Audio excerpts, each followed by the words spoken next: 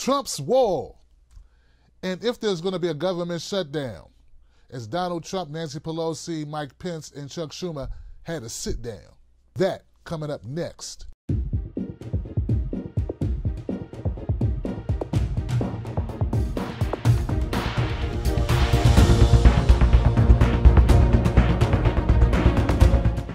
Trump threatens a government shutdown if they don't put money on his books.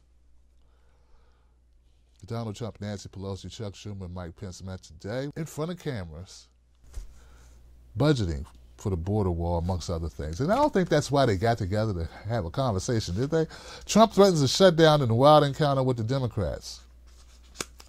Now, I'm not exactly sure what they hope to accomplish other than making a news cycle, but there was some fallout from a conversation between the four of them today. Here goes the clip where Donald Trump, Nancy Pelosi, and Chuck Schumer discuss government funding, where Trump's arguing for money for his border wall. 20 times. Very quickly. And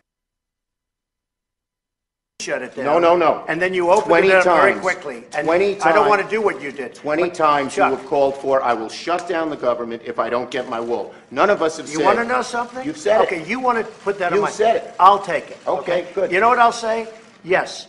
If we don't get what we want, one way or the other, whether it's through you, through a military, through anything you want to call, I will shut down the government. Okay, absolutely. fair enough. And We I am disagree. proud, and I'll We tell you disagree. what, I am proud to shut down the government for border security, Chuck, because the people of this country don't want criminals and people that have lots of problems and drugs pouring into our country. So I will take the mantle.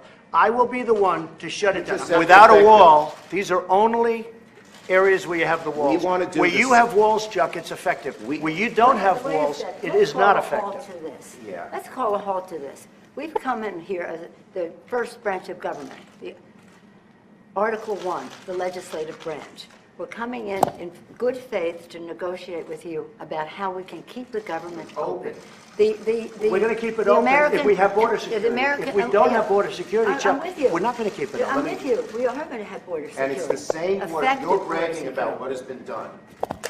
We want to do the same thing we did last year, this year. That's our proposal. If it's good then, it's good now, and it won't shut down the government. Chuck, we can build a But that's much it. bigger section Let's with debate. more money. Let's debate. So they sat down to talk about budgeting. They talked about, they were supposed to talk about ways to avoid a government shutdown, and Donald Trump, he throws it out there that unless you give me money for my border wall, we may have a shutdown. Totally derailing the entire conversation. You know, a government shutdown hurts a lot of people, and it's not going to actually culminate into squeezing the Democrats to do anything on this border wall. Donald Trump has convinced some of his supporters that the border wall is already being built. It's not. Donald Trump asked for a lot of dollars, billions of dollars for the border wall. Initially, he said that the Mexicans were going to pay for it. Mexico was going to pay for it. They ain't paying for nada. And neither do Americans want to pay for it. So there we go. In the public debate, Trump sounded more determined than ever to allow a partial government shutdown unless he gets the billions he wants for his long-promised wall. You know, it's a terrible thing when you play politics over people's needs. There are a lot of people who are employed by the government, and the shutdown of the government impacts those people. I don't think a lot of those people who are working, government workers, are too chipper about the idea of a closed government during Christmas. That ain't a Christmas present anybody wants. So I think this idea is going to be very much unfavorable to even Trump supporters who back the president's every whim. And look, don't get this twisted. I don't believe that Nancy Pelosi and Chuck Schumer are the best stewards of the Democratic Party message, whatever that is. In fact, I don't even know what their message is. Resist Trump. Yeah, that's what it is. I don't know how that benefits anyone. This border wall will not be built. I've been saying that since day one. It still hasn't been built. It hasn't even been done, and there's not going to be money for it. And I think as much as bigoted or scared or whatever that Trump's been able to rile up people with this wall idea that, oh, the world's going, America is under attack. Americans are also very much strapped, and they do not want to spend their money or see their money go towards this wall. So there that is. All right. When Trump has suggested he may be willing to trade with Democrats and publicly praised Pelosi, he was focused Tuesday on reinforcing his hardline immigration promises, repeatedly stressing border security, and the wall is a critical part of that security. Democrats were in no mood to sympathize, emphasizing their newfound political strength. So now that the Democrats have won the House, now they're in a better position. And they can listen less to Donald Trump and make less concessions to Donald Trump's every whim. But like I stated, this is a non-starter. It's a non-starter. Even if you think, build that wall, Trump, yeah, you don't want to pay for it. You don't want to pay for it. You get nothing extra for it. It's a dumb idea and you get nothing extra for it. It sounds good. It's a good thing to run on. This idea is something really big that can't be done. The people go, yeah. But the actual fruition of seeing it come about, that's not going to happen, folks. It just ain't going to happen. If you think that the border wall is going to be built, then just send all your money to Donald Trump and tell him here goes something on the border wall. And since you believe in this so much. You know, and look, and for the record, guys, I'm well aware that Republicans aren't the only ones who talked about walls. You know, Obama was famously hard on immigration. In fact, he was the deporter-in-chief. Governing, both parties playing to their base. The President of the United States now apparently going to try to change his own policy, Julie. The Latino community has been furious for years, saying President Obama has deported more undocumented workers than President Bush did. Now the president's all of a sudden saying, what can we do to alleviate this? Is this anything more than you're in an election year, you need the base to turn out, let's try to play favor with Latinos? But Trump has just surpassed him in that area. Bill Clinton talked about border security. Everyone talks about border security. They use different language, okay? But the difference is Trump ran on it.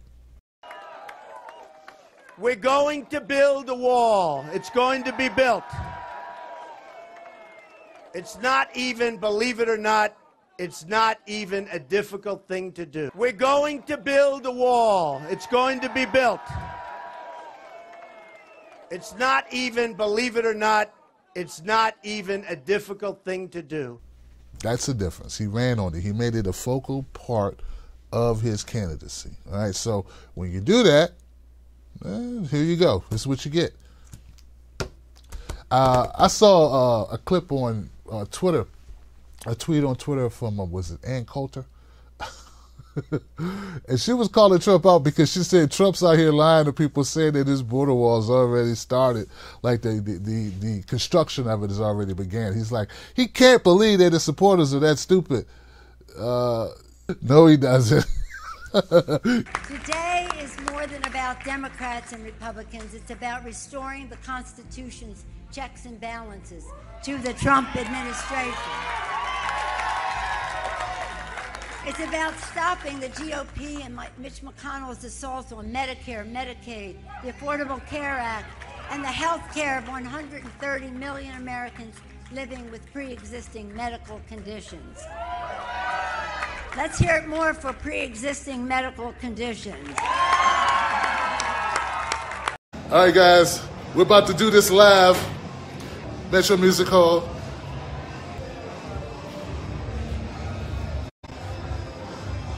He's going to introduce me, and then I'm gonna open the show. Then I'm going to introduce him. He's going to close the show. Yes. What's up? So we're at Salt Lake City Music Hall. Kind of sold out, almost sold out, 200-seater. It's going to be a good time. He's only done stand-up like 6 times. He's great at it. Hey, man, thank you. It's really fucking annoying.